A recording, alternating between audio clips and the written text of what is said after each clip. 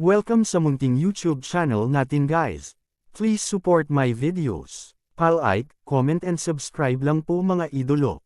Maraming salamat po. Story Present, Myriad World Inventory Box. Kabanata 1151. Salamat sa iyong pag-aalala, mahinang sabi ni Huang Feng. Paanong si Huang Feng, na nakaranas ng napakaraming bagay, ay magagalit dahil sa mga salita ni Xiaobing na tila nag-aalala ngunit sa totoo lang ay paghamak. Siya ay napakawalang pakialam sa lahat. Gayunpaman, si Guo Liang, na nasa tabi ni Huang Feng, ay galit na galit. Nakita rin niya na masama ang tingin ni Xiaobing kay Huang Feng. Bagamat walang gaanong pagkakaibigan sina Huang Feng at Xiaobing noong sila ay nasa universidad, walang malinaw na salungatan. Magkaklase pa rin sila, hindi dapat ganoon ang ugali ng kabilang partido. Gayunpaman, anuman ang dahilan, nakikita ni Guo Liang na talagang minamaliit ni Xiaobing si Huang Feng. Walang pakialam si Huang Feng, ngunit naramdaman ni Guo Liang ang kawalang katarungan para kay Huang Feng. Nang malapit na siyang makipagtalo kay Xiaobing, pinigilan siya ng mga mata ni Huang Feng. Pumunta rito si Huang Feng para dumalo sa class reunion dahil gusto niyang makilala ang mga dati niyang kaklase. Hindi siya pumunta dito para ipakita ang kanyang kayamanan, at hindi rin siya pumunta dito para makipag-away sa kanya. Sa kanyang palagay, pumunta siya dito sa pagkakataong ito para makipag-chat sa mga dati niyang kaklase, kumain at uminom ng kontento. Pagkatapos nito, maituturing na kumpleto ang class reunion na ito.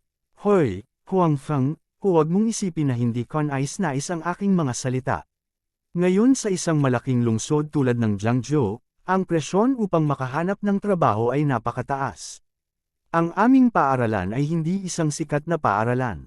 Kung wala kang background, mahirap talagang makahanap ng trabaho. Tila hindi napansin ni Xiaobing ang pagbabago sa ekspresyon ni Guo Liang. Nakita niya na si Huang Feng ay hindi nagalit o nahihiya. Pakiramdam niya ay hindi pa sapat ang suntok niya kaya nagpatuloy siya sa pagsasalita. Siguro, walang pangakong sinabi ni Huang Feng. Gayunpaman, kahit na wala siyang masyadong pakialam kay Xiaobing, na hindi gaanong makikipag-ugnayan sa kanya, halatang ayaw niyang patuloy na mag-aksaya ng oras sa pakikipag-usap sa kanya nang walang kaparirikan dito. Kaya, sinabi niya kay Xiaobing, kung ganoon ay papasok muna tayo.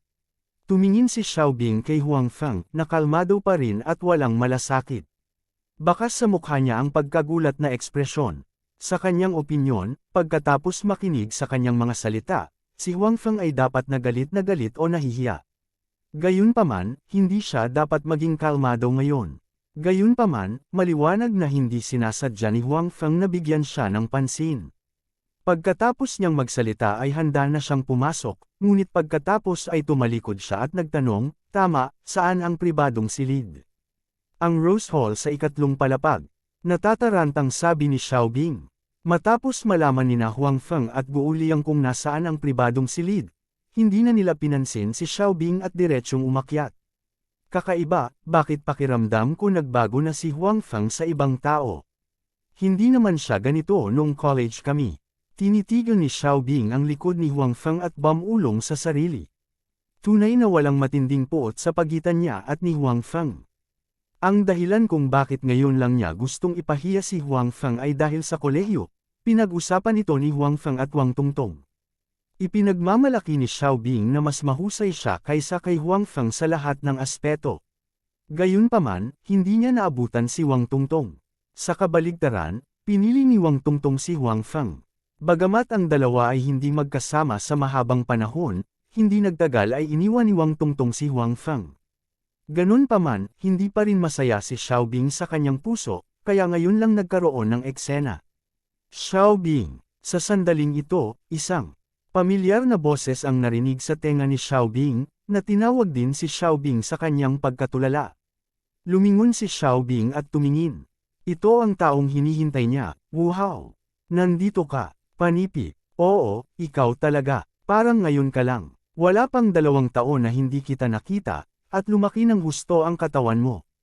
Ang taong dumating ay si Wu Hao. Siya rin ang class monitor ni Huang Feng at ng iba pa sa kolehiyo. Ang party na ito ay para salubungin din siya. Hehe, I can't help it. Madalas akong sama-sama sa mga customer na kumain at uminom. Hindi maiiwasan na tumaba ako. Sabi ni Xiaobing kay Wu Hao. Ang saloobin ni Xiaobing kay Wu Hao ay higit na mabuti kaysa sa kanyang saloobin kay Huang Feng at Guo Liang. Tumayo siya sa pintuan para salubungin si Wu Hao, hindi para hintayin ang lahat ng mga kaklase tulad ng iniisip ni Huang Feng at Guo Liang. Ang dahilan kung bakit ang saloobin ni Xiaobing kay Wu Hao ay dahil alam na niya na ang pamilya ni Wu Hao ay nagnenegosyo din, at ang sukat ay medyo malaki. Noong unang nalaman ito ni Xiaobing, naisip niya sa kanyang puso, bakit hindi ko ito nakita? Sa pagkakataong ito, dumating si Wu Hao sa Jiangzhou. Sa pagkakaalam niya, lumawak ang negosyo ng kanyang pamilya sa Jiangzhou. Maaaring mag-cross ang landas ng dalawang panig sa hinaharap. Kaya naman, napakagalang ni Xiaobing kay Wu Hao. Nandito ba lahat ng kaklase? Tanong ni Wu Hao. Kahit na ang edad ni Wu Hao ay halos kapareho ng kay Xiaobing, mayroon siyang bakas ng ugali ng isang matagumpay na tao. Sa unang tingin, makikita ng mga tao na hindi siya isang ordinaryong white-collar na empleyado. Halos lahat sila nandito, sinabi ni Xiaobing. Sa pagkakataong ito, narito ang lahat ng mga kaklase sa Jiangzhou. Class Monitor Wu, marami kang mukha. Iyon ay dahil naayos mo ito ng mabuti. Nakangiting sabi ni Wu Hao. Mahigit isang taon na niyang hindi nakikita ang mga kaklase niya. Ngayong makikita na niya sila, tuwang-tuwa siya. Napakahusay ng pag-unlad ng Jiangzhou sa nakalipas na 2 taon. Naaalala ko na noong nasa universidad ako, halos imposibleng makakita ng ganoong sports car. Ngayon, madali ko na itong nakikita sa pasukan ng hotel. Kasunod ng tingin ni Wu Hao, alam ni Xiaobing na ang sports car na tinutukoy ni Wu Hao ay ang minamaneho ni Guo Liang. Ibig mong sabihin sports car? Sinabi ni Xiaobing, maaaring hindi ka maniwala, ngunit ang kotse na iyon ay minamaneho din ng isa sa aking mga kaklase. WHO. Sa pagkakataong ito, talagang nabigla si Wu Hao. Bilang monitor ng klase sa universidad, alam niya ang sitwasyon ng pamilya ng kanyang mga kaklase. Hindi sila partikular na mayayamang pamilya. Ang kotse sa harap niya ay hindi bababa sa ilang milyon. Ito ay hindi isang bagay na kayang bayaran ng isang ordinaryong tao. Hindi niya inaasahan na may ganoong tao sa kanyang mga kaklase. Ito ay si Guo Liang, sabi ni Xiaobing. Guo Liang, hindi ko nakita. Wala pang 2 taon, napakahusay na niya, sabi ni Wu Hao. Who knows? I don't know what he has been doing in the past 2 years. Now he is so rich. Sabi ni Xiaobing, gayunpaman, siguro nagrenta ang lalaking iyon. Tinanong ko lang siya kung saan siya yumaman. Ang sabi niya, may pinagtatrabahuan siya. Paano kaya ng isang manggagawa ang ganoong kalaking sasakyan? Sinabi ni Wu Hao, imposible. Bakit siya nagrenta ng kotse? At napakagandang kotse, panipi, gusto niyang magpakitang gila sa harap ng mga kaklase niya, sabi ni Xiaobing. Dahil sa hindi niya gusto kay Huang Feng, hindi nagustuhan ni Xiaobing si Guo Liang, na may magandang relasyon kay Huang Feng. Sa makatuwid, sa oras na ito, hindi maiiwasan na husgahan niya ang iba sa pinakamasamang sitwasyon. Gayunpaman, tama si Xiaobing tungkol sa isang bagay. Iyon ay, ang kotseng ito ay talagang hindi. Kay Guo Liang, sige, pasok na tayo. Hindi nagtagal si Wu Hao sa isyu ng kotse. Okay, sabi ni Xiaobing. Hinihintay niya si Wu Hao sa pintuan. Ngayong narito na si Wu Hao, hindi na niya kailangan pang maghintay. Kabanata 1152, sina Huang Feng at Guo Liang ang unang pumasok sa pribadong silid. Sa oras na ito, nalaman nilang mayroon ng mahigit 100 mga kaklase sa pribadong silid. Bagaman hindi ito marami, medyo nagsasalita, hindi madaling magkaroon ng napakaraming tao sa isang party. Tsaka may mga hindi pa dumarating. Sa karamihan ng tao, nakita ni Huang Feng si Wang Tongtong. Nakaupo siya kasama ang ibang mga babae. Hindi niya alam kung ano ang pinag-uusapan ng mga ito, ngunit may ilang mga lalaki sa paligid ng mga babaeng iyon. Kung tutuusin, mahigit 1 taon pa lang ay graduation na. Sa oras na ito, karamihan sa mga kaklase ay hindi pa kasal, at wala pa silang mga kasintahan. Sa oras na ito, napakaraming babaeng kaklase, at kabilang sa kanila ay si Wang Tongtong, na napakaganda. Ang mga batang iyon ay natural na hindi maiwasang matukso. Si Huang Feng at Guo Liang ay walang intensyon na sumali sa kasiyahan. Sa bagay, pareho silang nagkaroon ng girlfriend. Hindi banggitin ang kanilang karakter, ang kanilang hitsura ay mas maganda kaysa kay Wang Tongtong. Kaya naman, tahimik na naghanda ang dalawa na humanap ng sulok na mauupuan. Huang Feng, Guo Liang, nandito ka rin. Sa mga oras na ito, may mga kaklase din na nakakita ng pagdating ng dalawa at napakainit na binati. Ang lipunan ay isang lugar na maaaring magbago ng mga tao. Pagkatapos ng maraming tao na pumasok sa lipunan, sila ay hindi sinasadya na mahawahan ng ilan sa mga panlipunang ites. Dahil dito, magbabago rin ang kanilang pagkatao.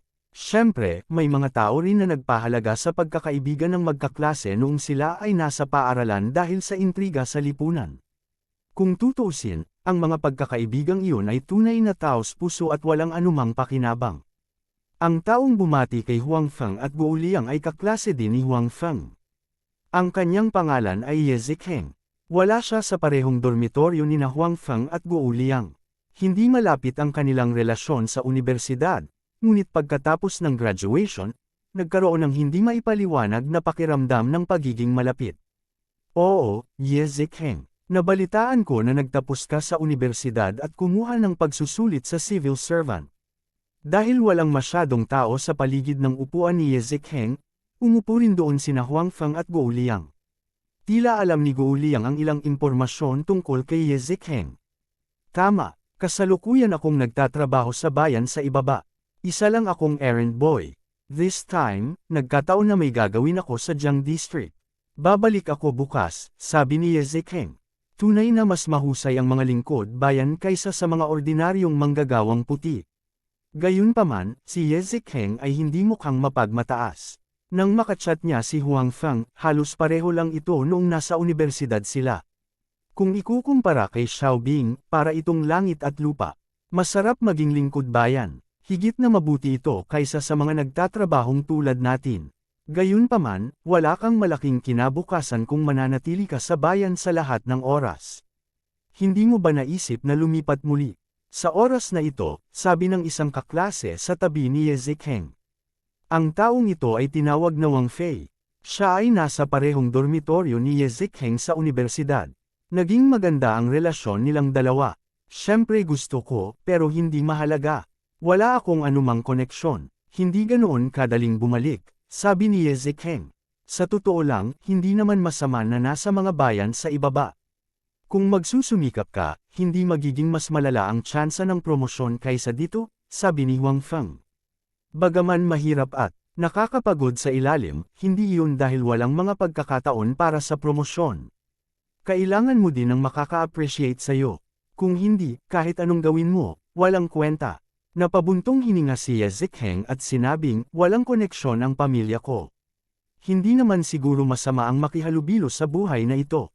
Minsan, kapag naiisip ko, mas mabuting mag-resign at pumunta sa dagat. Si Ye Zikheng ay nagsasalita rin mula sa kaibuturan ng kanyang puso. Noong nasa university siya, hindi niya ito nararamdaman.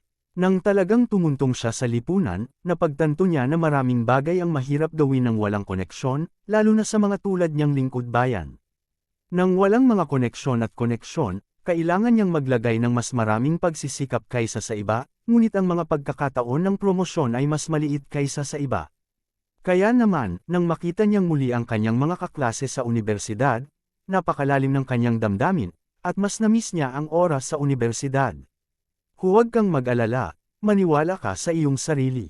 Hinikayat ni Huang Feng. Bagamat hindi sila masyadong close noon ni Ye Zikheng, alam din niya na si Ye Zikheng ay isang tapat na tao.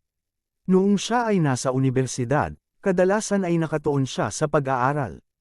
Gayunpaman, kahit na ang mga kondisyon ng kanyang pamilya ay mas mahusay kaysa sa kanyang pamilya, ito ay malinaw na hindi sila makapagbigay ng malaking tulong sa kanya ngayon.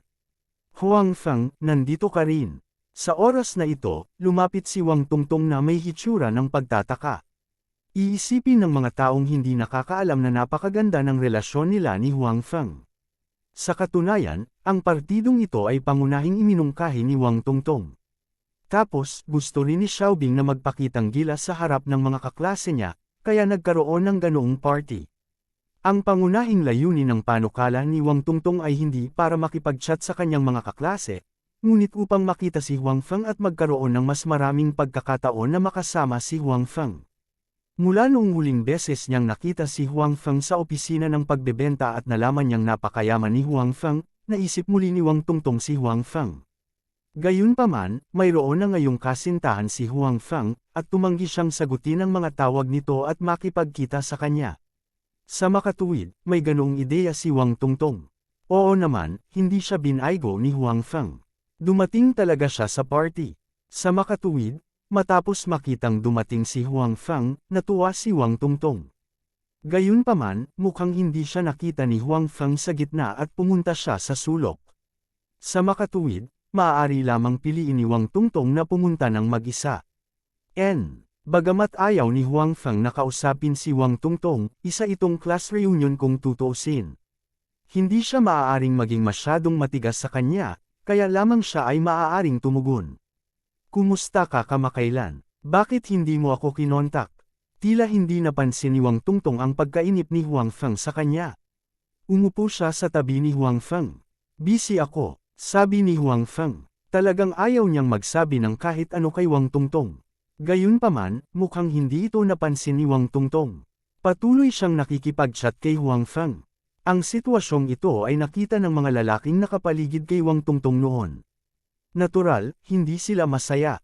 Pinalibutan nila si Wang Tungtong at nag-usap ng mahabang panahon, ngunit hindi nila nakitang tinatrato sila ng kabilang partido ng ganoong ugali. Bilang resulta, nang dumating si Huang Feng, nagkusa si Wang Tungtong na lapitan si Huang Feng. Huang Feng, hindi ba naghiwalay kayo ni Wang Tungtong? Gusto mo bang samantalahin ang pagkakataong ito para magkabalikan? Hindi napigilan ng isang lalaking kaklase at nagkusa na kausapin si Huang Feng. Ang usapin sa pagitan ni Huang Feng at Wang Tungtong ay alam ng lahat sa klase noong panahong iyon. Sa isang pagkakataon, si Huang Feng ay naging pantirya rin ng mga biro ng maraming tao. Ngayon, natural na gustong ipahiya ng lalaking ito si Huang Feng. I don't have this idea. I have a girlfriend now, sabi ni Huang Feng. Nang marinig ang mga salita ni Huang Feng, ang mga batang lalaki na may mga ideya tungkol kay Wang Tungtong ay napanatag. Sa ganitong paraan, hindi makikipagkumpetensya sa kanila si Huang Feng para kay Wang Tungtong. Siyempre, hindi nila alam na kahit walang kasintahan si Huang Feng, hindi na niya muling hahabulin si Wang Tungtong. Kabanata 1153, Huang Feng, sa 2 taon na ito, hindi kita nakakalimutan. Pwede ba tayong magkaayos? Gayunpaman, bago tuluyang makahinga ng maluwag ang mga lalaki, nakita nila si Wang Tungtong na magiliw na nakatingin kay Huang Feng. Nagkusa siyang umamin at humiling na magkabalikan. Biglang natigilan ang lahat ng nakakita sa eksenang ito. Maging si Guo Liang ay hindi exception. Maganda si Wang Tungtong, at okay ang kalagayan ng kanyang pamilya. Kahit na siya ay isang maliit na walang kabuluhan, siya ay isang diyosa pa rin sa puso ng maraming lalaki. Dahil dito, nasa harap na ng lahat ang kanilang diyosa, gamit ang tono ng pagsusumamo para hilingin sa kanyang dating kasintahan na makipagbalikan. Ang susi ay ang dating kasintahang ito ay hindi mukhang espesyal. Si Guo Liang, na nakakaalam ng sitwasyon ni Huang Feng, ay lihim na nagsabi sa kanyang puso, maganda ang paningin ni Wang Tungtong. Gayunpaman, halatang hindi alam ni Guo Liang na alam na ni Wang Tungtong na mayaman si Huang Feng. Kung hindi, malamang na wala siyang ideyang ito. Hindi maganda. Ang mas ikinagulat ng lahat ay pagkatapos na marinig ang magiliw na pag-amin ni Wang Tungtong, hindi nagbago ang mukha ni Huang Feng. Then, he directly refused without thinking, sabi ko, may girlfriend ako. Paanong mas masama ako sa kanya? Tumingin pa rin si Wang Tungtong kay Huang Feng nang may nakakaawang tingin. Dahil sa hitsurang iyon, maraming mga lalaki na naruroon ang nagnanais na protektahan siya. Mas malala ka sa kanya. Upang hindi hayaang patuloy na guluhin siya ni Wang Tungtong, ang mga salita ni Huang Feng ay hindi kasing galang gaya ng dati. Siyempre, sa isip niya, akala niya nagsasabi siya ng totoo. Gayunpaman, ang katotohanan ni Huang Feng, maliban sa puso ni Guo Liang, ang iba ay halatang hindi sumang-ayon. Sa kanilang opinyon, si Wang Tungtong ay isang maladyosa na pag-iral. Kahit na pumasok na sila sa lipunan at nakakita ng maraming babae, si Wang Tungtong ay napakahusay pa rin sa mga babaeng kilala nila. Siyempre, sa kaso ng itsura lamang, hindi alam ng maraming tao ang tungkol sa kawalang kabuluhan ni Wang Tongtong. Huang Feng, ano ang sinasabi mo? Paano mo masasabi yan tungkol kay Tongtong? Panipi, tama, Huang Feng, bilasan mo at humingi ng tawad kay Tongtong. Nakakaawa pa rin ang itsura ni Wang Tongtong, ngunit hindi na nakatiis ang mga lalaking nakapaligid sa kanya. Tumayo silang lahat para sa kanya. Nang makita ang sitwasyong ito, lalo pang naging proud si Wang Tongtong. Walang pakialam si Huang Feng sa mga taong ito. Sa halip, tumingin siya kay Wang Tongtong at sinabing, sasabihin ko ulit. May girlfriend ako, huling beses mo siyang nakita. Alam ko, pero hanggat hindi ka pakasal, hindi ako susuko. Sinabi ni Wang Tongtong na may mukhang infatuation, hindi, kahit magpakasal ka, hindi ako susuko. Tongtong, anong maganda dito sa Huang Feng? Tama, Tongtong, hindi niya deserve na maging napakabuti mo sa kanya. Ang mga lalaking iyon na may mga ideya tungkol kay Wang Tongtong ay mas nagseselos sa oras na ito.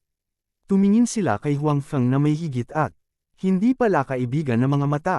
Sa kanilang opinyon, ang Huang Feng na ito ay walang utang na loob. Napakabuting babae ni Wang Tongtong, at nagkusa siyang habulin siya. Napakalupit niya talaga. Kung sila iyon, nangako na sila kay Wang Tongtong. Hoy, anong ginagawa niyo dito? Sa oras na ito, itinulak ni Xiaobing ang pinto at pumasok. Tingnan mo kung sino ang nandito. Hello, everyone. Lumitaw ang figure ni Wu Hao sa likod ni Xiaobing. Pagpasok pa lang niya ay masigla niyang binati ang lahat. Monitor ng klase. Class monitor, nandito ka. Panipi, mahigit 1 taon na kitang hindi nakikita. Class monitor, lalo kang gamwapo. Class monitor, dapat uminom tayo ngayon hanggang malasing tayo. Matagal na akong hindi umiinom sayo. Panipi, nang makita ang hitsura ni Wu Hao, binati rin siya ng lahat. Mainit ang kapaligiran. Ang usapin ng Huang Feng at Wang Tongtong ay pansamantalang isinantibi ng lahat. Ang kasikatan ni Wu Hao ay orihinal na maganda. Kaakibat ng karanasan sa pakikisalamuha sa mga taong naipon sa nakalipas na 2 taon, mas madali para sa kanya ang pakikitungo sa mga estudyante. Nagsabi rin ng ilang salita si Huang Feng kay Wu Hao. Walang kakaibang ugali si Wu Hao kay Huang Feng. Masigasig pa rin siya tulad ng ibang mga estudyante. Gayunpaman, nalaman pa rin ng mapagmasid na si Huang Feng na malaki ang ipinagbago ni Wu Hao kumpara noong siya ay nasa universidad.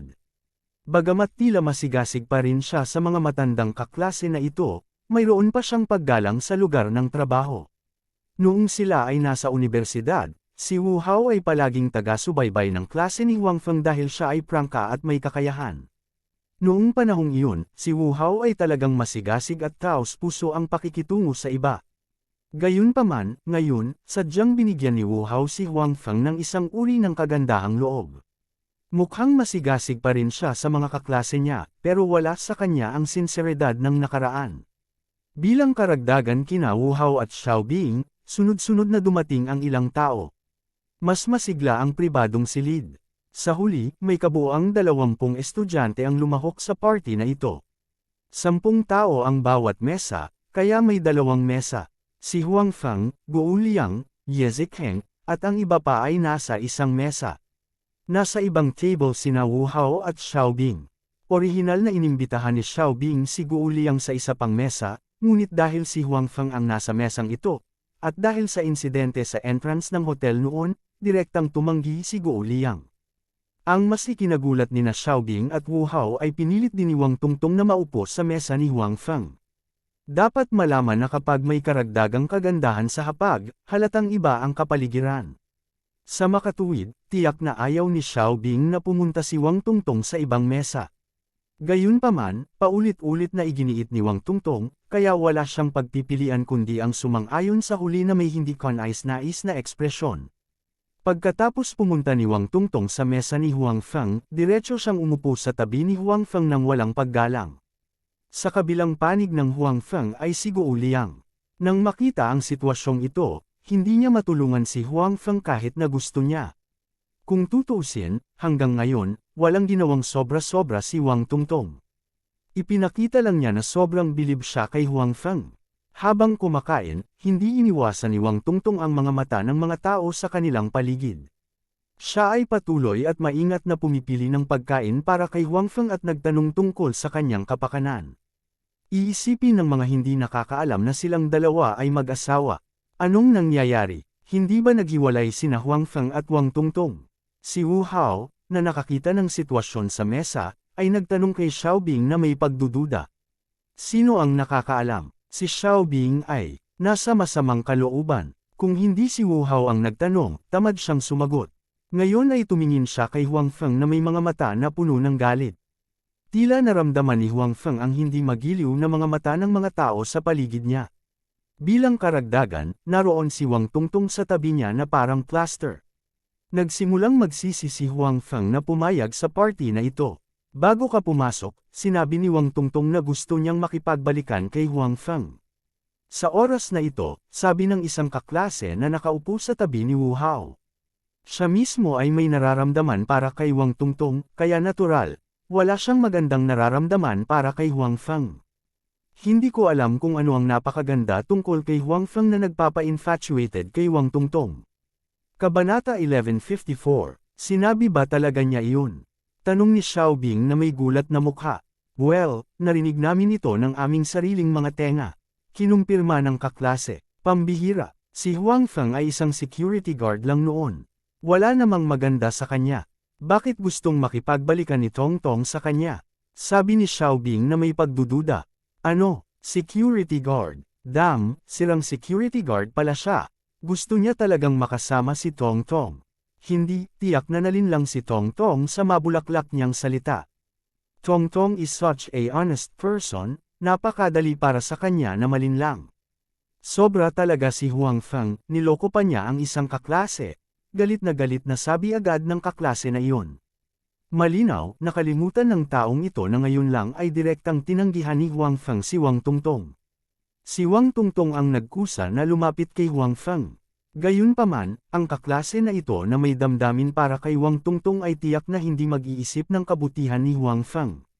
Matapos malaman na si Huang Feng ay dating security guard, ang iba pang mga kaklase sa mesang ito ay minamala si Huang Feng sa kanilang mga puso. Bagamat hindi naman maganda ang kanilang trabaho, tiyak na mas mahusay ito kaysa sa isang security guard.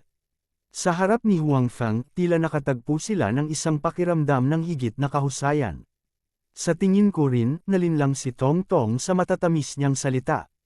Sinabi rin ni Xiaobing, hindi ko kayang panoorin si Tongtong na nilinlang. Huwag masyadong impulsive, sabi ni Wu Hao kay Xiaobing. Huwag kang mag-alala. Alam ko, sabi ni Xiaobing. Pagkatapos, kinuha ni Xiaobing ang kanyang baso ng alak at lumapit sa mesa ni Huang Feng. Sabi niya sa lahat, halika, ipainom ko sa lahat. First time nating mag-ipon since graduation. Hindi madali, sana magtagal ang pagkakaibigan natin. Pagkatapos noon, uminom muna si Xiaobing. Hindi naman nagpahuli ang iba at ininom ang alak sa kanilang mga baso. Gayunpaman, matapos uminom si Xiaobing, hindi siya agad umalis. Sa halip, nagbuhos siya ng isa pang baso ng alak at sinabing, magkaklase tayong lahat. Tadhana na kaya nating pumasok sa iisang unibersidad sa iisang klase. Kailangan nating pahalagahan ang kapalarang ito. Pagpasok sa lipunan, pakiramdam ko ay mas bihira pa ang pagkakaibigang ito ng kaklase. Kaya naman, dapat tayong magtulungan kung tayo ay may kahirapan. Tumango rin ang mga kaklase na iyon bilang pagsang-ayon, kasama na ang mesa ni Wu Hao. Sabagay, nasa iisang private room silang lahat, kaya naririnig din nila ang mga salita ni Xiaobing. Kaagad pagkatapos, nakita nilang lumingon si Xiaobing kay Huang Feng at sinabing, Huang Feng, sinabi mo na huminto ka sa iyong trabaho bilang isang security guard, nakahanap ka na ba ng trabaho? Kung hindi pa, pwede kang pumunta sa kumpanya ko. Hindi ka ba nagtrabaho bilang isang security guard? Mag-aayos ako ng security captain para sa iyo. Paano naman? Panipi, hindi na kailangan. Kaya kong lutisin ang sarili kong mga problema. Hindi nagbago ang ekspresyon ni Huang Feng habang sinasabi niya ito. Gayunpaman, ang ibang mga tao sa mesa ay nagsimulang mag-usap sa kanilang mga sarili. Ito ang unang pagkakataon na narinig nila na si Huang Feng ay isang security guard. Parang hindi tama na maging security guard ang isang university student. Lahat tayo magkaklase. Dapat magtulungan ng magkaklase. Hindi mo kailangang maging magalang sa akin. Kakausapin ko ang tatay ko. Walang problema sa pagpunta mo. Nagpanggap si Xiaobing na prangka. Hindi naman talaga kailangan. May trabaho ako ngayon, sabi ni Huang Feng. May gustong sabihin pa si Xiaobing, ngunit hindi na nakatiis si Guo Liang sa kabilang panig.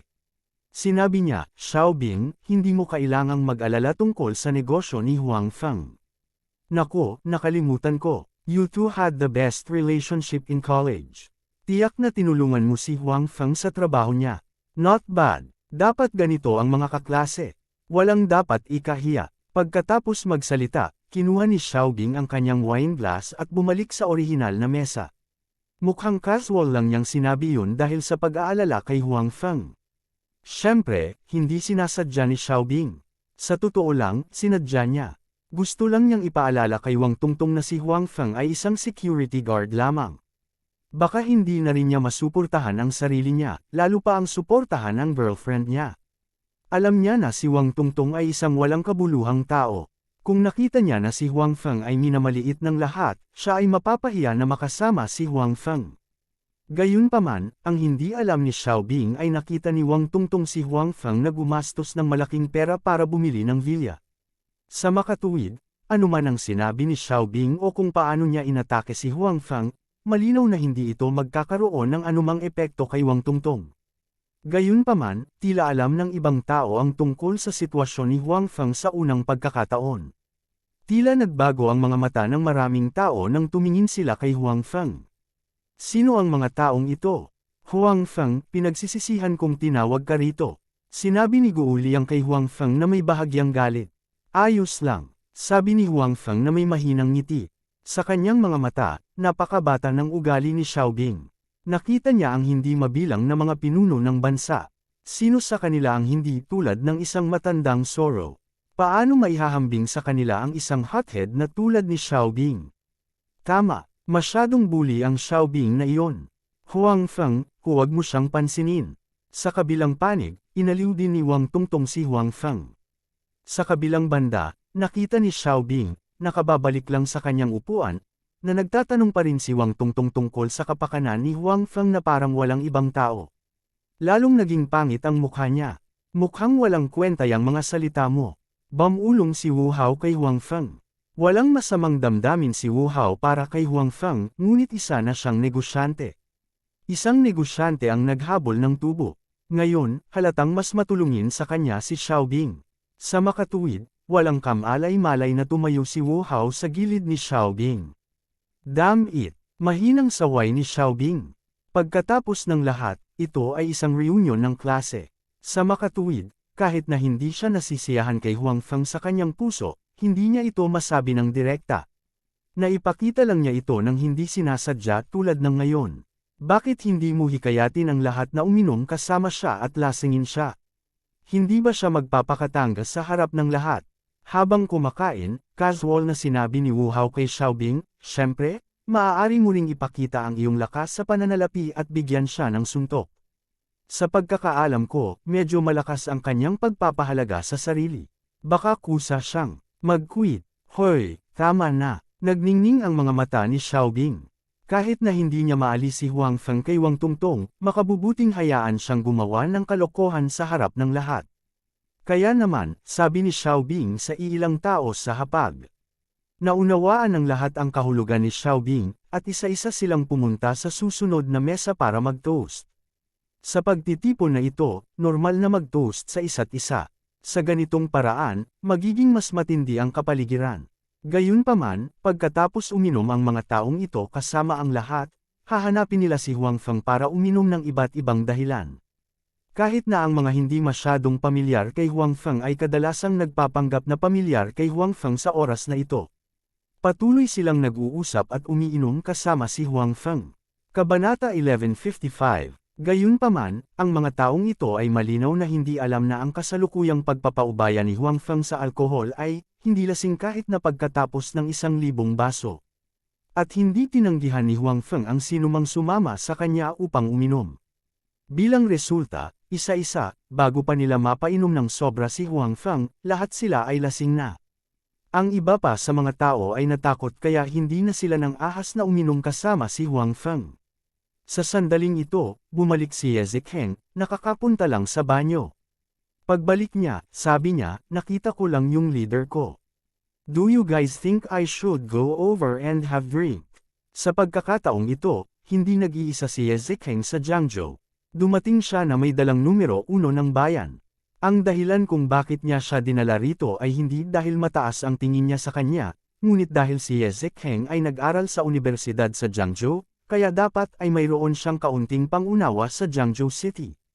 Kaya naman, dinala siya ng numero 1 ng bayan. Of course you should go. Since we met, we must toast with him.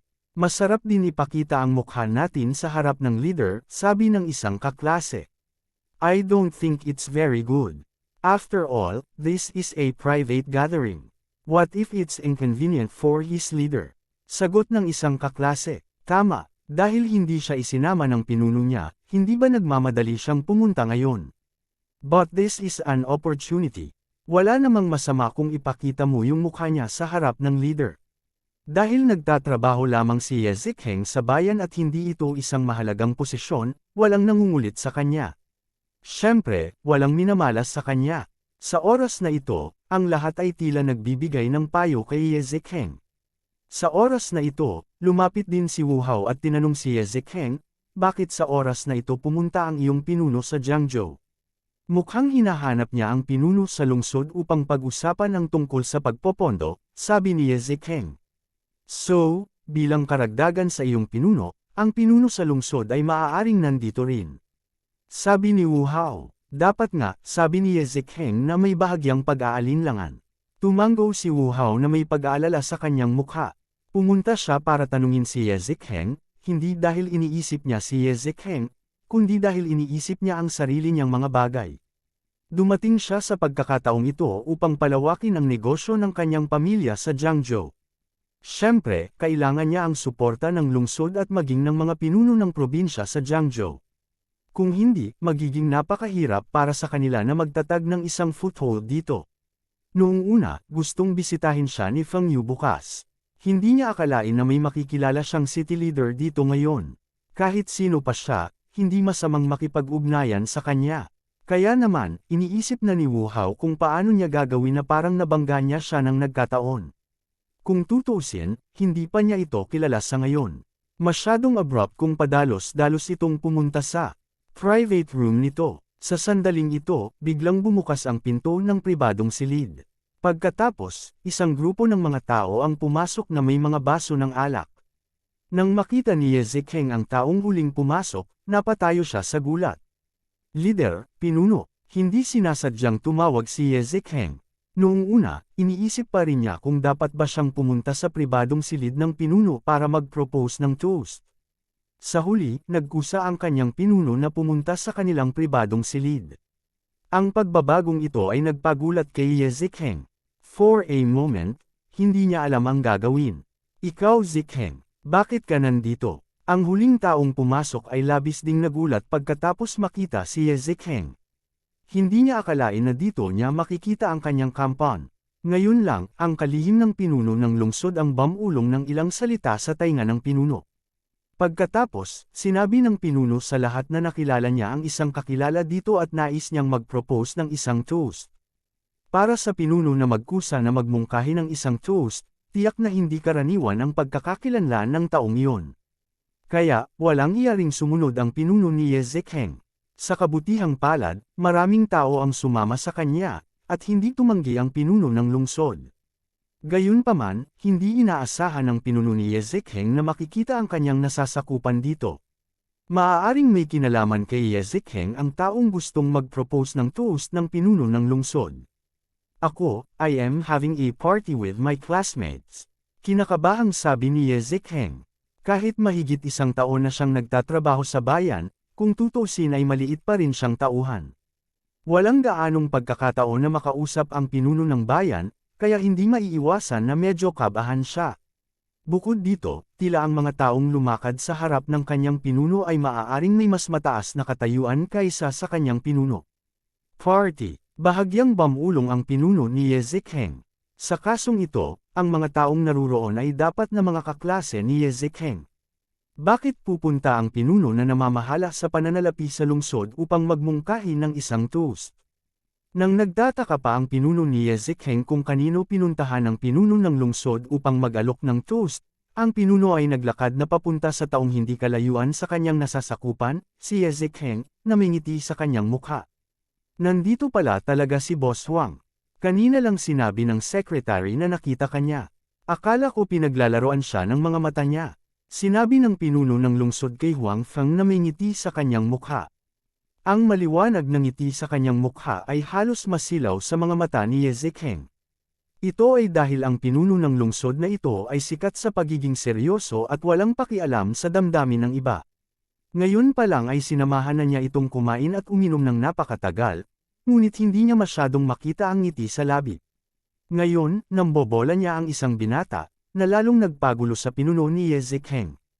Punong Hu, tumingin si Huang Feng sa kabilang party na may pagtataka at sinabing, hindi ko inaasahan na makikita kita dito. Hindi rin inaasahan ni Huang Feng na makikita ang kabilang partido dito. Siya at itong si Chief Hu na nasa harapan niya ay hindi nagtagal na magkakilala.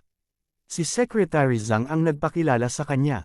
Kung tutuusin, karamihan sa mga negosyo ni Huang Feng ay nasa Jiangzhou, at itong si Chief Hu na nasa harap niya ang namamahala sa pananalapi ng Jiangzhou. Sa makatuwid, hindi nakakagulat na ipinakilala niya siya kay Huang Feng. Bilang karagdagan sa punong Hu na ito, ipinakilala din ni Kalihim Zhang ang ilang tao kay Huang Feng. Lahat sila ay ilang tunay na kapangyarihan sa Jiangzhou. Malinaw, si Secretary Zhang ay inutusan din ni Secretary Tan na gawin ito. Malinaw na ayaw ni Secretary Tan na makatagpo si Huang Feng ng anumang hindi kinakailangang problema noong siya ay namumuhunan sa Jiangzhou. Masasabing para mapanatili si Huang Feng sa Qing Province, maraming paraan pa rin ang naisip ni Secretary Tan. Bahala ka, sige. Nang makita ni Chief Ho ang ugali ni Huang Feng, tuwang-tuwa siya. Lihim na sinabi sa kanya ni Secretary Zhang na sikat na tao na si Huang Feng sa harap ni Secretary Tan at Secretary Q. Bukod dito, marami siyang pera sa kanyang mga kamay at abala sa pamumuhunan.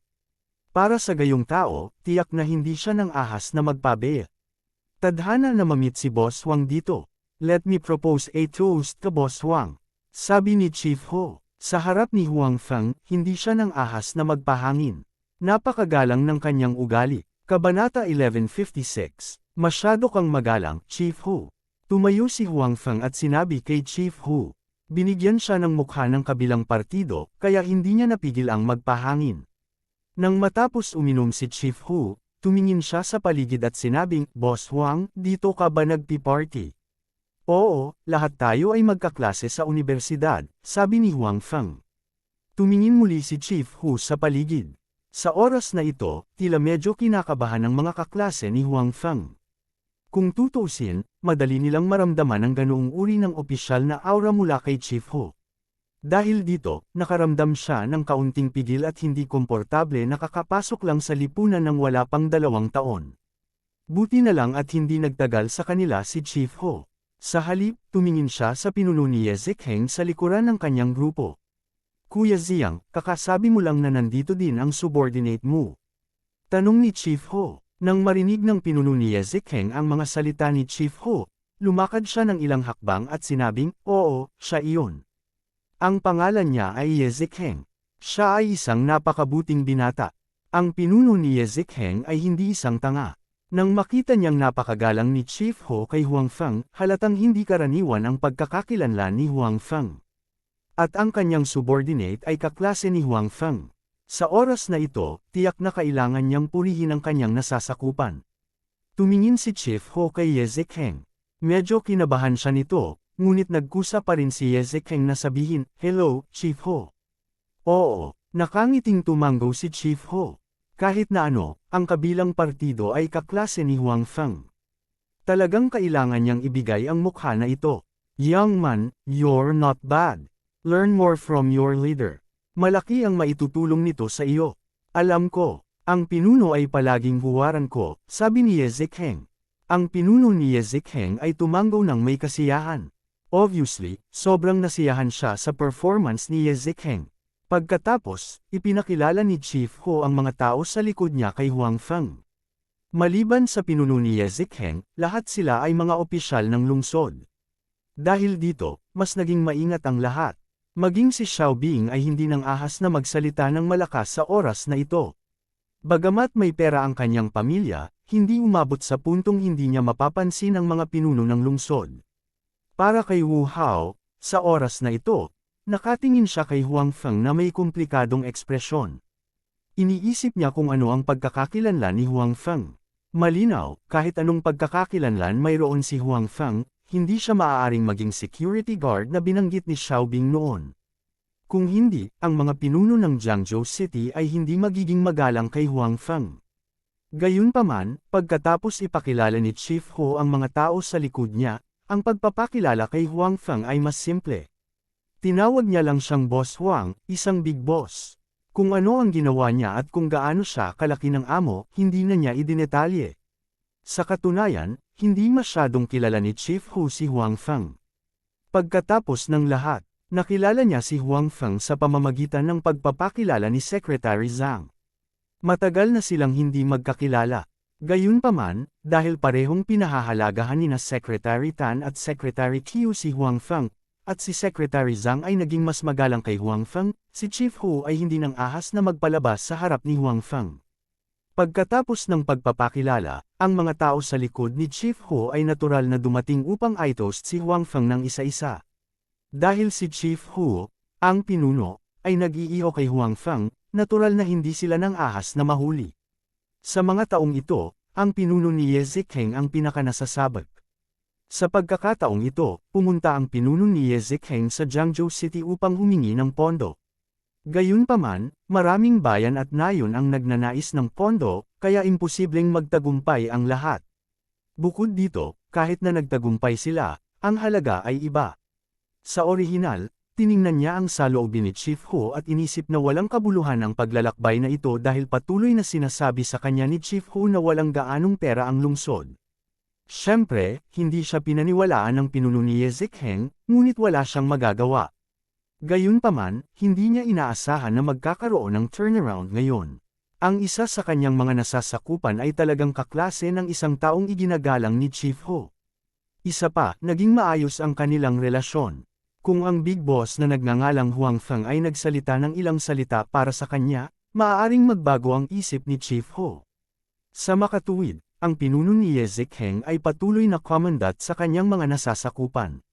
Gayunpaman, si Ye Zikheng ay walang gaanong karanasan, kaya hindi niya naintindihan ang kahulugan ng kanyang pinuno. Si Huang Feng, na hindi kalayuan sa kanya, ay naunawaan ang nangyayari matapos makita ang pagkindat ng pinuno ni Ye Zikheng. Kung tutuusin, marami siyang kontak sa mga tao sa opisyal. Kaya naman, direktang sinabi ni Huang Feng kay Ye Zikheng, "Zikheng, pumunta ka rin at uminom kasama si Chief Ho." Si Chief Ho ay may karanasan sa pagiging opisyal. Kung may pagkakataon ka, dapat kang kumonsulta pa sa kanya. Kung nahihirapan ka, maaari mo ring hanapin si Chief Ho. Bahagyang natigilan si Ye Zikheng. Hindi siya nag-react hanggang sa makita niya ang kanyang pinuno na patuloy na hinihimok siya ng kanyang mga mata. Mabilis niyang hinawakan ang kanyang baso ng alak at sinabi kay Chief Ho, "Chief Ho, ako, gusto kong mag-propose ng toast sa iyo." Nang makitang medyo kinakabahan si Ye Zikheng, bahagyang ngumiti si Chief Ho at walang pakialam. Masaya siyang nakipag-inuman sa kanya at sinabing, dahil nagsalita na si Boss Huang, tiyak na walang problema. Kung may problema ka sa hinaharap, maaari mo akong hanapin. Salamat, Chief Ho, sabi ni Ye Zikheng. Pagkatapos nito, umalis si Chief Ho at ang iba pa sa pribadong silid ni Huang Feng at iba pa. Ang mga orihinal na tao lamang ang naiwan sa pribadong silid. Gayunpaman, sa oras na ito, ang pakiramdam sa puso ng bawat isa ay ganap na naiiba mula sa dati. Ang paraan ng pagtingin nila kay Huang Feng ay halatang iba. Ang Huang Feng na ito ay malinaw na hindi kasing sama ng sinabi ni Xiao Bing. Kung hindi, ang isang Diyos ng kayamanan na namamahala sa pananalapi sa lungsod ay hindi magiging magalang sa kanya. Huang Feng, salamat sa ngayon. Sa oras na ito, hinawakan din ni Ye Zikheng ang kanyang baso ng alak at nagpasalamat kay Huang Feng. Bagamat medyo mabagal ang reaksyon niya, hindi naman siya tanga. Natural, alam niyang tinulungan lang siya ni Huang Feng. Kung hindi, sa kanyang antas, imposibleng uminom kasama si Chief Ho. Wala lang, you don't have to be so polite. Nakangiting sabi ni Huang Feng. Maliit na bagay lang iyon para sa kanya. Bukod dito, mayroon siyang magandang impresyon kay Ye Zikheng. Nadama niya na si Ye Zikheng ay isang taong karapat-dapat na kaibiganin. Kaya naman tinulungan niya ito. Kung ibang tao iyon, hindi na siya nag-abala. Huang Feng, halika at kumain ka. Uminom ka lang ng maraming alak. Mas masarap kumain ng pagkain. Sa oras na ito, si Wang Tungtong, na nasa tabi ni Huang Feng, ay muling nagbigay kay Huang Feng ng pagkain at sinubukang pasayahin siya. Dati, maraming tao ang nagtaka kung bakit magiging napakabuti ni Wang Tungtong kay Huang Feng. Ngayon, tila may naintindihan ng lahat. Siguro alam na nitong si Wang Tungtong na hindi karaniwan ang pagkakakilanlan ni Huang Feng, kaya napakabuti niya kay Huang Feng. Dahil dito, hinamak siya ng maraming babae sa eksena sa kanilang mga puso. Gayunpaman, habang nakatingin sila kay Wang Tungtong ng may panghahamak, ang paraan ng pagtingin nila kay Huang Feng ay nagbago din. Parang may mga bituin sa kanilang mga mata. Kabanata 1157. Kaya, sa susunod, lalaki man o babae, lahat sila ay nag-isip ng mga paraan para uminom kasama si Huang Feng. Kung hindi dahil sa panloob na puwersa ni Huang Feng, na maaaring mag-alis ng alak sa kanyang katawan nang walang nakakapansin, lasing na sana siya. Nang makitang si Huang Feng ay napapaligiran ng lahat at naging pangunahing tauhan ng eksena, si Wang Tungtong ay bahagyang ipinagmamalaki. Ngayon ay dapat malaman ng lahat na ang kanilang paningin ay hindi masama. Higit pa rito, nang makitang ang lahat ay naliligo sa paligid ni Huang Feng, talagang nakaramdam siya ng kaunting pagmamalaki. Gayunpaman, bigla niyang naalala na hindi pa niya boyfriend si Huang Feng. Kailangan pa niyang gumawa ng paraan para makuha siya. Nang makitang ilang babaeng estudyante ang dumating din para mag-toast kay Huang Feng, si Wang Tungtong ay nagkaroon ng paghamak sa kanyang puso.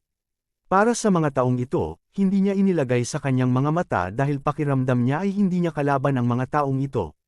Gayunpaman, nang maisip niya si Su Yamo sa opisina ng pagbebenta noong nakaraan, puno ng pressure ang kanyang puso. Siyempre, may selos. Sa Su Yamo, nakita niya ang uri ng ugali na gusto niya. Dahil sa ganitong ugali, medyo nahihiya siya kaya naman sobrang sama ng loob niya. Bukod dito, ang hitsura ni Su Yamo ay hindi mas masama kaysa sa kanyang hitsura, na nagparamdam sa kanya ng higit na presyon. Hindi ako agad susuko. Tumingin si Wang Tungtong kay Huang Feng, na hinihikayat na uminom, at nag-isip sa kanyang puso. Wala siyang kahit katiting na intensyon na umakyat at tumulong. Naisip pa niya na mas makabubuti kung lasingin ng mga taong iyon si Huang Feng. Kung ganoon, magkakaroon siya ng pagkakataon. Alam niya na si Huang Feng ay malambot ang puso. Kung may nangyari sa kanya ngayong gabi, baka mabawi niya si Huang Feng mula sa panig ni Su Yamo. Ito rin ang isa sa mga dahilan kung bakit pinangasiwaan ni Wang Tungtong ang party ngayon. Gayunpaman, sa pagkabigo ni Wang Tungtong, nakakagulat na mataas ang tolerance ni Huang Feng sa alkohol. Napakaraming tao ang umiinom sa kanya, ngunit hindi siya nakaramdam ng lasing. Maliban sa amoy ng alak sa kanyang katawan, pinatunayan nito na siya ay umiinom ng marami. Gayunpaman, sa pagtingin sa kanyang ekspresyon at mukha, hindi ito makita. Kung ikukumpara sa nervous mentality ni Wang Tungtong na umaasang malasing si Huang Feng, napakasama ng mood ni Xiaobing ngayon. Pagkatapos ng lahat, dati niyang kinutya si Huang Feng sa harap ng lahat na siya ay isang security guard. Ngayon tila si Huang Feng ay malinaw na hindi isang security guard. Dapat siyang boss, big boss. Kung hindi, imposible para sa Diyos ng fortune na espesyal na lumapit sa toast. Sa katunayan, ngayon lang, nang pumasok si Chief Hu, nakilala siya ni Xiaobing dahil nakita niya si Chief Hu kasama ang kanyang ama noon. Gayunpaman, halatang nakalimutan siya ng kabilang partido. Si Xiaobing ay orihinal na gustong mag-toast kay Chief Hu, ngunit nakita niyang hindi siya nakilala ng kabilang partido. Kung siya ay pumunta sa toast, ang kabilang partido ay hindi kinakailangang uminom. Sa makatuwid, upang hindi mawalan ng mukha, si Xiaobing ay hindi umakyat. Gayunpaman, bagamat hindi umakyat si Xiaobing, alam din niya na ang Chief Hu na ito ay tunay. Hindi siya pekeng nakita ni Huang Feng. Higit pa rito, naroon din ang pinuno ni Ye Zikheng. At dahil sa pangyayaring ito, si Huang Feng ang naging focus ng eksena. Pagkatapos ng lahat ay naghahalo sa Jiangzhou. Si Huang Feng ay halatang napakahusay. Maging ang mga pinuno ng lungsod ay nagkusa na mag-toast sa kanya. Magiging kakaiba kung ang mga taong iyon ay hindi gumawa ng parehong bagay ngayon. Sa makatuwid, alam ni Xiaobing na orihinal na gustong ipakita ang kanyang mga mapagkukunang pinansyal sa pamamagitan ng insidenteng ito, na siya ay mabibigo. Bagamat walang ginawang espesyal si Huang Feng, mas magaling na siya sa kanya. Si Xiaobing ay hindi rin makasama at uminom kasama si Huang Feng ngayon dahil sa nakaraang insidente ni Huang Feng. Nang makita niya si Wang Tongtong sa tabi ni Huang Feng, lalo siyang nagalit. Sa makatuwid, si Xiaobing, na walang lugar na may bulalas, ay maaari lamang uminom ng sunod-sunod na tasa. Ang ibang tao na hindi nakapaligid kay Huang Feng ay si Wu Hao. Hindi sa ayaw niyang magkaroon ng magandang relasyon kay Huang Feng, ngunit napakaraming tao ang nakapaligid kay Huang Feng ngayon. Ayaw niyang sumali sa saya. Naisip niya na kapag may pagkakataon mamaya, kakausapin niya si Huang Feng mag-isa. Dumating si Wu Hao sa Jiangzhou sa pagkakataong ito na may misyon. Nag-iisip pa rin siya kung paano magsisimula. Dahil dito, nalaman niyang tila isang breakthrough si Huang Feng, isang matandang kaklase na matagal na niyang hindi nakontak. Sa makatuwid, itinakda ni Wu Hao ang kanyang layunin kay Huang Feng. Hindi alam ni Huang Feng ang iniisip ni Wang Tongtong at ng iba pa. Siya ngayon ay patuloy na nakikitungo sa mga toast mula sa kanyang mga kaklase. Ang mga taong ito ay iba sa iba. Kung tutuusin, kaklase niya sila. Sa makatuwid, hindi makatanggi si Huang Feng. Hanggang sa halos matapos na silang uminom, sa wakas ay gumaan ang loob ni Huang Feng. Kahit sa oras na ito, si Huang Feng ay nasa matino pa rin. Sa oras na ito, malapit nang matapos ang pagkain. Gayunpaman, iminungkahi ni Wu Hao na patuloy silang kumanta pagkatapos kumain. Kung tutuusin, bihira lang ang lahat ng magkakasama. Sumang-ayon ang lahat, ngunit tumanggi si Huang Feng. Nagdahilan siya na may gagawin pa siya at gusto nang umalis. Siyempre, ayaw ni Wu Hao na umalis si Huang Feng. Iminungkahi niyang magpatuloy sa pagkanta dahil gusto niyang lumikha ng pagkakataon na makausap si Huang Feng ng mag-isa. Natural, hindi niya bibitawan si Huang Feng. Huang Feng, pupunta na ang lahat. Dapat pumunta ka na rin. Tutal, matagal na tayong hindi nagkita. Mahirap na mag-ipon ng ganito karaming tao sa susunod. Hindi ko alam kung kailan ulit mangyayari. Sinabi ni Wu Hao kay Huang Feng, gayon din, mayroon akong hihilingin sa iyo para sa tulong. Oo, Huang Feng, sabay na tayo. Tama na nga, bihira lang ang may gathering. Let's have a good time. Sunod-sunod ding sabi ng ibang kaklase. Sinabi rin ni Wang Tongtong kay Huang Feng, maaga pa. Balik tayo pagkatapos ng party. Nag-alinlangan si Huang Feng. Sa wakas, tumingin siya kay Guo Liang at tumango. Okay, kaya, nagpatuloy ang grupo sa paglalaro. Ang KTV ay nabook ni Xiaobing dati. Hindi ito kalayuan sa Fenghua Hotel. Nang lumabas si Huang Feng para magmaneho, muling nagbago ang mga mata ng lahat nang tumingin sila kay Huang Feng. Sa katunayan, sa oras na ito, marami sa mga kaklase ni Huang Feng ang nag-iisip sa kanilang mga puso. Ano ang nakatagpo ni Huang Feng sa loob ng mahigit isang taon? Bakit ang laki ng pinagbago niya? Hindi lamang siya nakatagpo ng ilang malalaking shot, ngunit ang kanyang sasakyan ay napakaranggo din. Sa oras din na ito napagtanto ni Xiaobing na nagkamali siya noon. Ang kotseng ito ay kay Huang Feng, hindi kay Guo Liang. Lalo nitong ikinahiya ang mukha niya. Hindi na siya makapaghintay na tumalikod at umalis, ngunit kung aalis siya sa ganitong oras, tiyak na pag-uusapan siya sa likod ng kanyang mga kaklase. Orihinal na binalak ni Huang Feng na makibahagi ng kotse kay Guo Liang. Sa huli, diretsyong pumasok si Wang Tongtong sa kotse nang walang sinasabi. Pagkatapos noon, sinabi niya kay Huang Feng na gusto niyang umupo sa kanyang sasakyan. Hindi maitaboy ni Huang Feng si Wang Tongtong sa harap ng kanyang mga kaklase, kaya ito lang ang magagawa niya. Si Wang Tongtong, na nakaupo sa likuran, ay nagpakita ng isang nakakalokong ngiti. Alam niya na si Huang Feng ay ganoon pa rin ang karakter. Hindi pa rin siya nagbabago. Kabanata 1158, Huang Feng, anong ginagawa mo? Bakit ngayon lang naging magalang si Director Hu? Sa kotse, tinanong ni Wang Tongtong si Huang Feng. May maliit akong negosyo, sabi ni Huang Feng. Pagkatapos nun, wala na siyang sinabi. Malinaw, ayaw niyang magkaroon ng masyadong maraming komunikasyon kay Wang Tongtong. Nagyayabang ka siguro, paano nagagawang maging magalang sa iyo ang isang maliit na negosyo kay Director Hu? Mukhang hindi maganda ang mata ni Wang Tongtong. Nagpatuloy siya sa pagtatanong kay Huang Feng. Hindi ko alam ang tungkol dito, sabi ni Huang Feng. Pagkatapos noon, habang nasa daan, patuloy na nagtatanong si Wang Tongtong kay Huang Feng, naghahanap ng mga paksang makakausap ni Huang Feng. Gayunpaman, hinarap lang ito ni Huang Feng ng ilang salita. Wala siyang balak na pag-usapan ito ng masinsinan. Gayunpaman, hindi sumuko si Wang Tongtong. Buti na lang at hindi masyadong malayo ang daan. Kung hindi magagarantiya ni Huang Feng na hindi niya matitiis si Wang Tongtong sa kalagitnaan at itaboy siya palabas ng kotse. Nang dumating si Huang Feng, dumating na ang ilan sa kanyang mga kaklase. Sumunod din si Huang Feng at ang iba pa. Hindi maliit ang private room na nabook ni Xiaobing. Bagamat may kabuuang 20 tao, parang hindi naman siksikan sa loob. Pagkadating ng lahat, unti-unting naging masigla ang pribadong silid. Ang tagal na nilang hindi nagkita. Tsaka kakainom lang nila kaya hindi maiwasang medyo excited sila. Sa makatuwid, ang kapaligiran sa pribadong silid ay walang kahit kititing na lamig.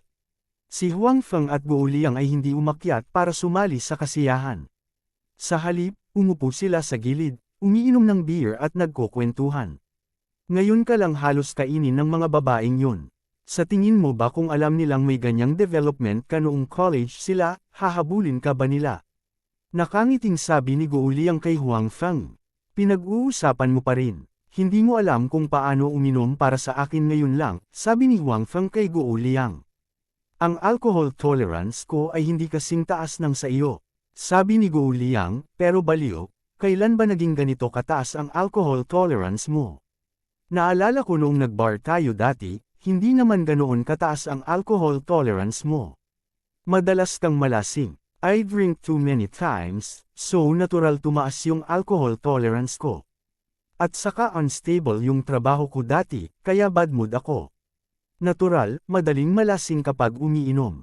Nagdahilan si Huang Feng. Totoo yan. Hindi ito masyadong pinagdudahan ni Guo Liang.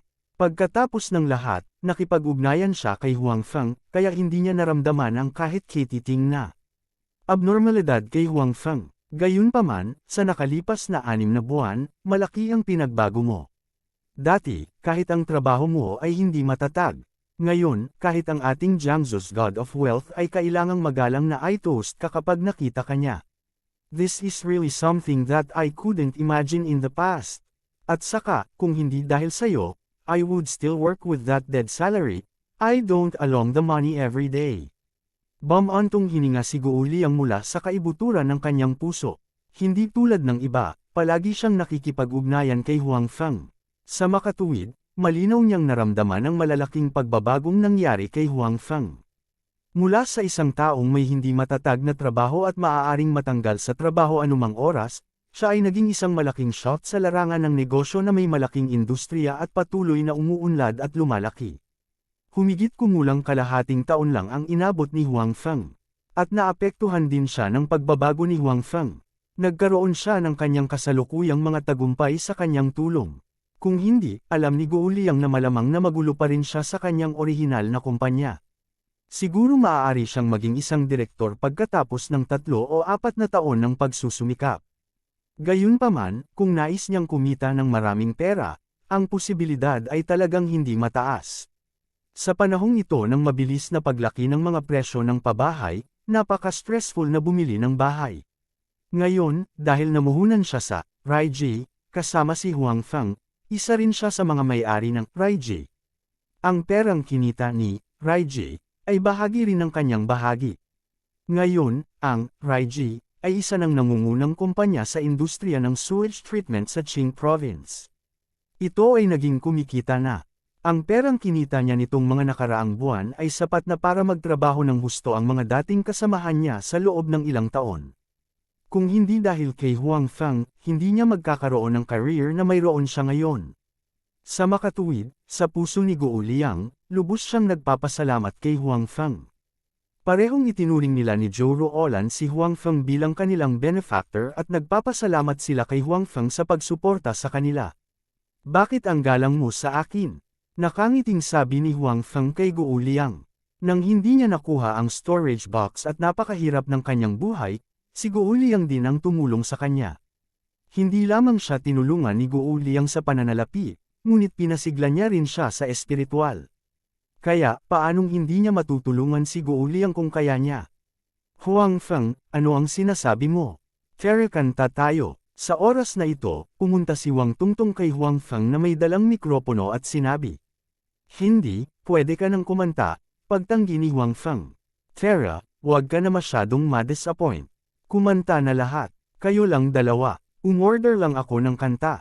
Sabay-sabay tayong kumanta, giit ni Wang Tungtong. Tiningnan ni Huang Feng ang kantang iniutos ni Wang Tungtong. Love song ito para sa isang lalaki at isang babae, kaya umiling muli siya at sinabing, hindi, kakanta ka muna. Kakanta ako mamaya. Tungtong, dahil ayaw kumanta ni Huang Feng, kakantahan kita. Sa oras na ito, lumabas si Xiaobing sa gilid at sinabi kay Wang Tungtong. Xiaobing, sinong nagsabing Tungtong ang tawag mo sa akin? Please call me Wang Tungtong. Si Wang Tungtong ay hindi kasing galang kay Xiaobing gaya ni Huang Feng. Alam niyang gusto siya ni Xiaobing, pero hindi niya gusto si Xiaobing.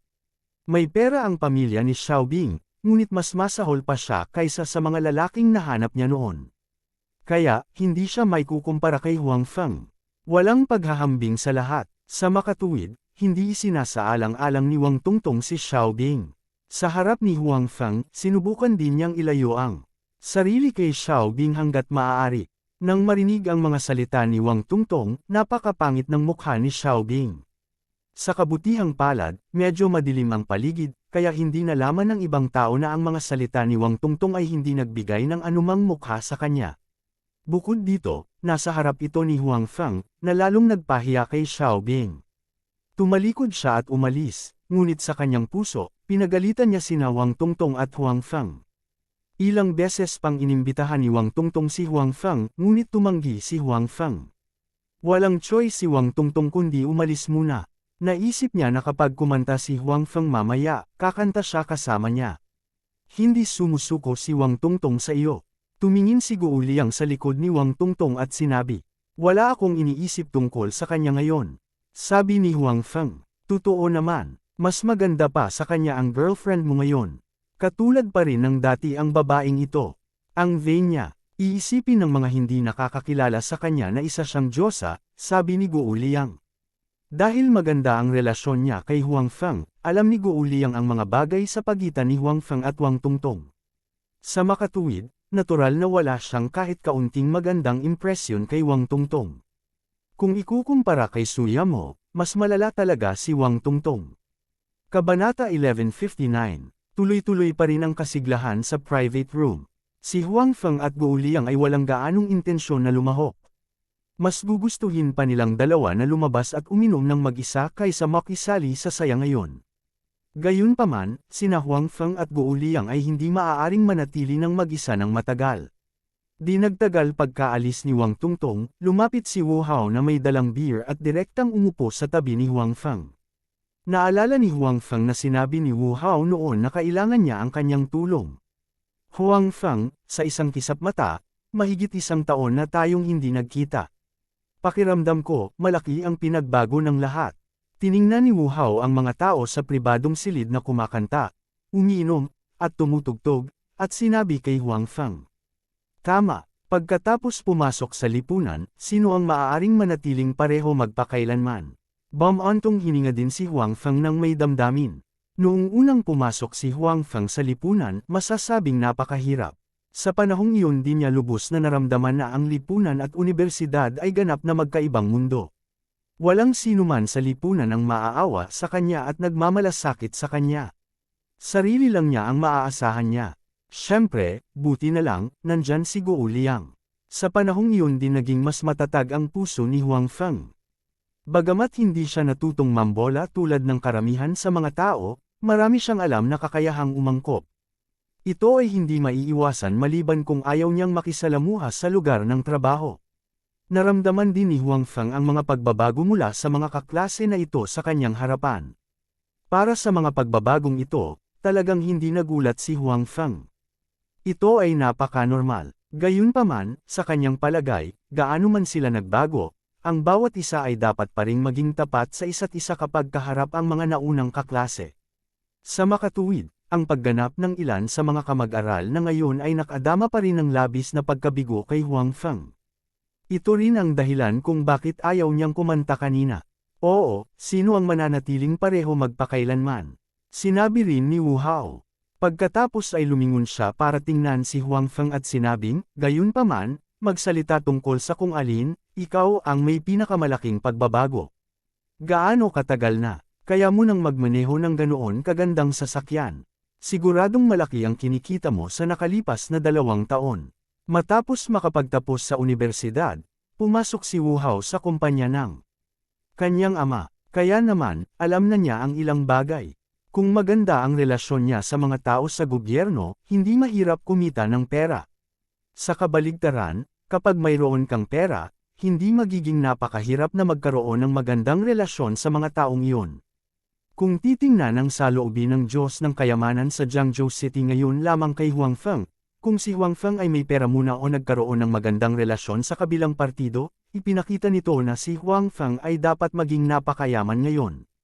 Bilang karagdagan, nagmaneho siya ng isang sports car na nagkakahalaga ng hindi bababa sa ilang milyong yuan, na maaaring magpaliwanag ng ilang mga problema ng higit pa.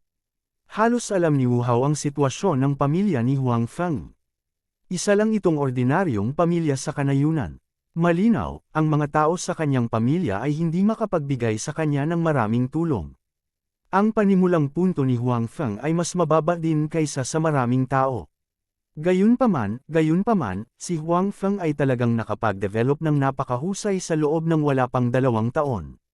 Siyempre, maliban sa pagkagulat, naguguluhan din siya. Hindi niya alam kung paano ginawa ni Huang Feng ang lahat ng ito. Wala siyang pera, walang background, at katamtaman lamang ang kanyang pag-aaral. Ang magawa ang lahat ng ito sa napakaikling panahon ay talagang hindi madali. Siyempre, kung alam ni Wu Hao na nakamit lang ni Huang Feng ang lahat ng ito sa loob ng halos kalahating taon, mas magugulat siya. Medyo kumita ako ng kaunti, pero hindi naman gaano. Sabi ni Huang Feng, ayaw niyang isipin ng mga kaklase niya na nagpapamalas siya ng yaman. Siyempre, kung sinabi niya sa kanila na trilyon ang kumita niya, malamang iisipin nilang baliw siya. Mahinhin. Tinuro ni Wu Hao si Huang Feng at ngumiti, pero, sa totoo lang, sa pagkakataong ito kailangan ko talaga ang tulong mo. Ano ito? Hindi nagmamadaling sumang-ayon si Huang Feng. Siyempre, ang relasyon niya kay Wu Hao ay hindi may kukumpara kay Guo Liang. Kung humingi sa kanya ng tulong si Guo Liang, tiyak na direktang sasang-ayon siya. Gayunpaman, dahil ito ay si Wu Hao, nadama ni Huang Feng na dapat niyang pakinggan muna kung ano ito at pagkatapos ay gumawa ng desisyon. Sa kabutihang palad, alam din ni Wu Hao na hindi masyadong maganda ang relasyon nila ni Huang Feng, kaya ngayong narinig niya itong sinabi ni Huang Feng, hindi na niya ito pinansin, ngunit nagpatuloy, nakarating ako sa Jiangzhou sa pagkakataong ito para sa aming kumpanya. Gusto ng aming kumpanya na palawakin ang negosyo nito sa Qing Province, at nag-aral ako noon sa Jiangzhou, kaya sa pagkakataong ito ay ipinadala muna ako upang galugarin ang kalsada. Nang makitang si Huang Feng at Guo Liang ay tila nakikinig ng mabuti, nagpatuloy si Wu Hao, gayunpaman, alam mo rin na kahit na nag-aral ako sa Jiangzhou ng ilang taon bago, wala akong anumang koneksyon. Kung nais ng kumpanya na magtatag ng pundasyon sa Jiangzhou, dapat itong magkaroon ng magandang relasyon sa mga lokal na opisyal, kaya, ilang ganyang opisyal ang gusto mong ipakilala ko sa iyo. Nagpatuloy si Huang Feng. Tila ang Wu Hao na ito ay tumingin sa kanya matapos makita ang ugali ni Chief Ho. Oo, pero hindi ko alam kung magiging sobrang gulo mo. Sinabi ni Wu Hao, siyempre, kung tutulungan mo akong magpakilala, bibigyan ka rin ng aming kumpanya ng kaunting sinseridad.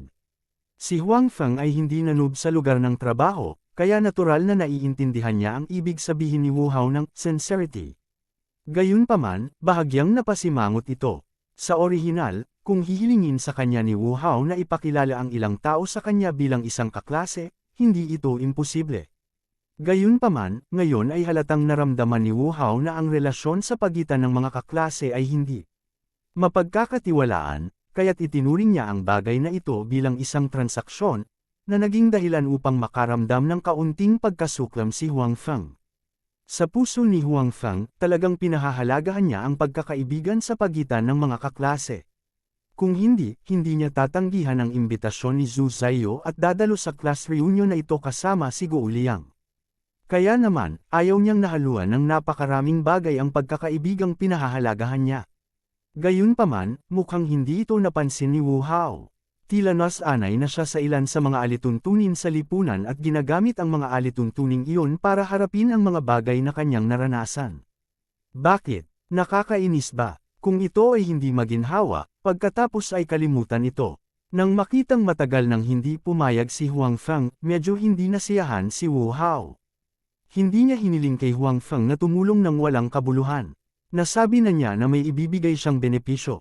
Hindi niya inaasahan na ayaw pa rin tumulong ni Huang Feng. Dahil dito, labis na nalungkot si Wu Hao, ngunit walang ibang paraan. Pagkatapos ng lahat, sila ni Huang Feng ay walang malalim na pagkakaibigan. Kung hindi tumulong si Huang Feng, wala siyang masasabi. It's not impossible, but you have to tell me who you want to know first. Doon ko lang makikita kung makakatulong ako. Isa pa, hindi ako masyadong pamilyar sa mga taong iyon. Kung ayaw nilang makipagkita, wala akong magagawa. Pagkatapos mag-alinlangan sandali ni Huang Feng, nagpasya siyang tulungan si Wu Hao. Gayunpaman, hindi niya ipinangako ang lahat. Sa bagay, sabi nga niya, matagal na niyang hindi kilala ang mga iyon.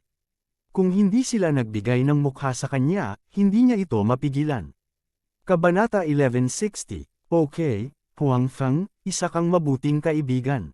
Matapos marinig ang mga salita ni Huang Feng, napakasaya ni Wu Hao na kausapin si Huang Feng. Pagkatapos nito, sinabi niya ang ilang mga tao na gusto niyang makilala. Pagkatapos makinig, nalaman ni Huang Feng na ipinakilala na sa kanya ni Secretary Zhang ang ilan sa kanila noon, kaya pamilyar siya sa kanila, kaya nangako siya kay Wu Hao na tutulungan siyang magtanong. Para sa iba, walang paraan. Si Wu Hao ay nasiyahan na dito. Pagkatapos ng lahat, sa tulong ni Huang Feng, makakatipid siya ng maraming oras. Bukod dito, ang ganitong uri ng bagay ang pinakamahirap sa simula. Hanggat nagsimula siya, ang mga sumusunod na bagay ay magiging mas madali.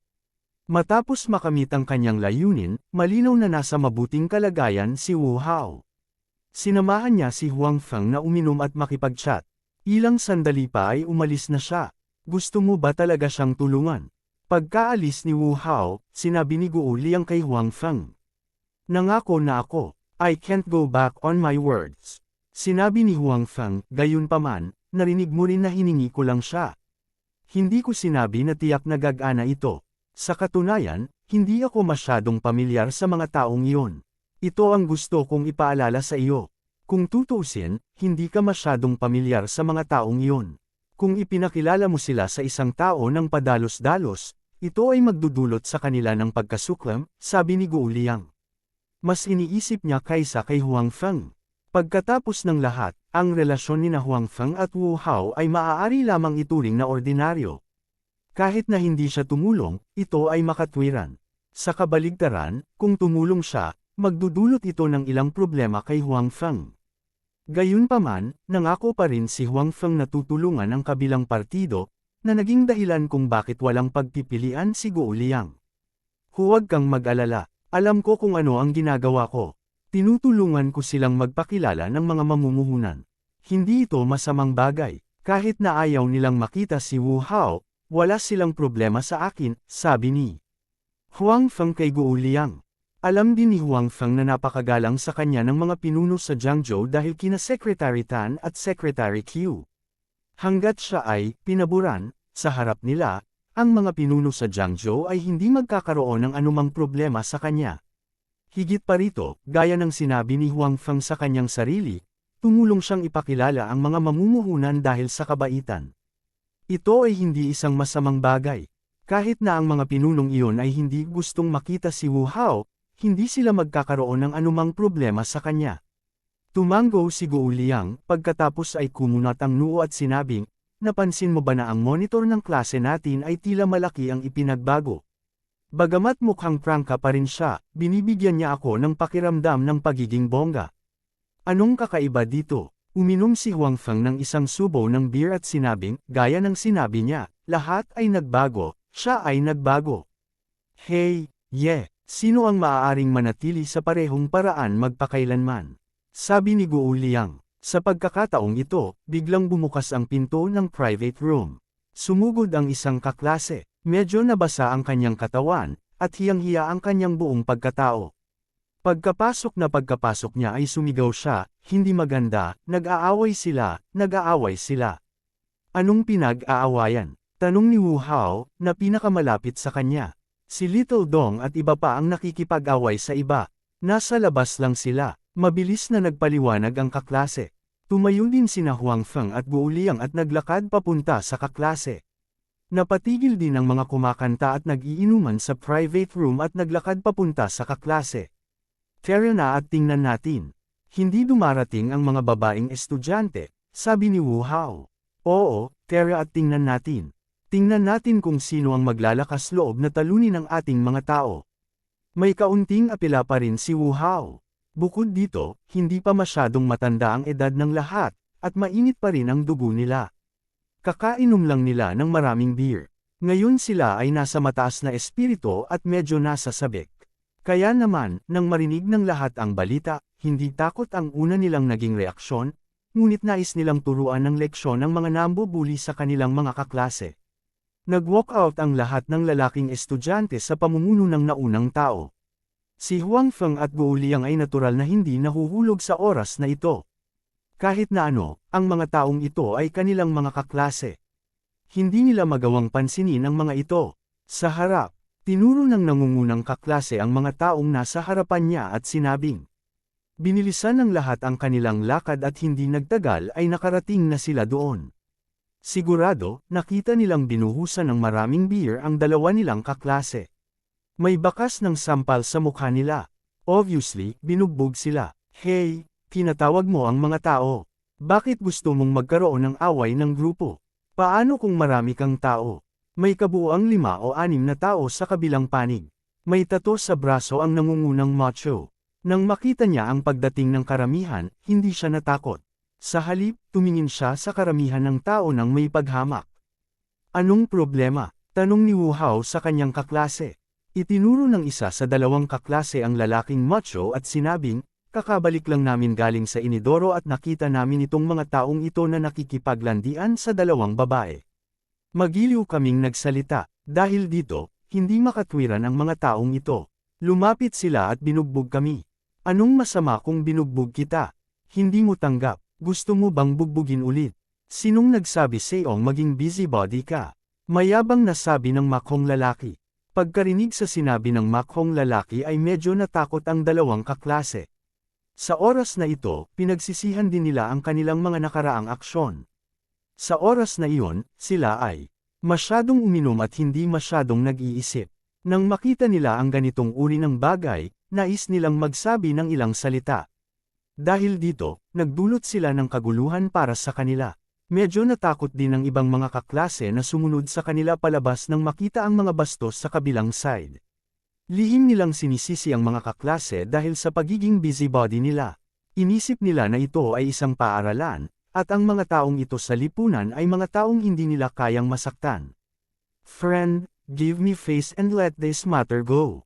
Sa oras na ito, nang makita na ang eksena ay nasa isang pagkapatas, si Xiaobing, na lasing noon, ay gustong tumayo at maging isang bayani sa oras na ito, tumayo at sinabi.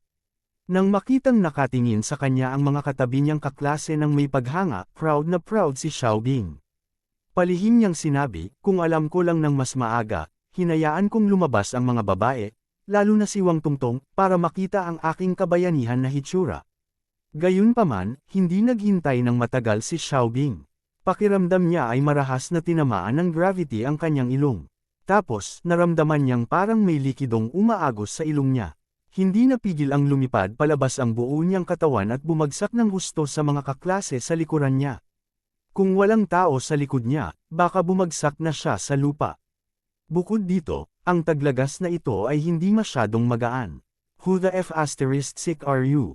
You want me to give you face? Bakit hindi ka umihi at tingnan ang iyong sarili?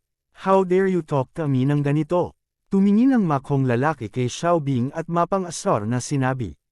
Tama, gusto mo bigyan ka namin ng mukha. Sino ka sa tingin mo? Malamang lasing ang batang ito.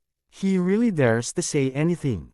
Tumawa ang mga underling sa likod ng makhong lalaki at sinabing, anong gusto mo? Tumingin si Wu Hao kay Xiaobing, na pinalipad, at sinabi sa kanyang puso na si Xiaobing ay walang kakayahan. Gayunpaman, tumingin ang mga mata niya sa makhong lalaki. Ano man ang mangyari, kailangan pa ring lutasin ang usaping ito.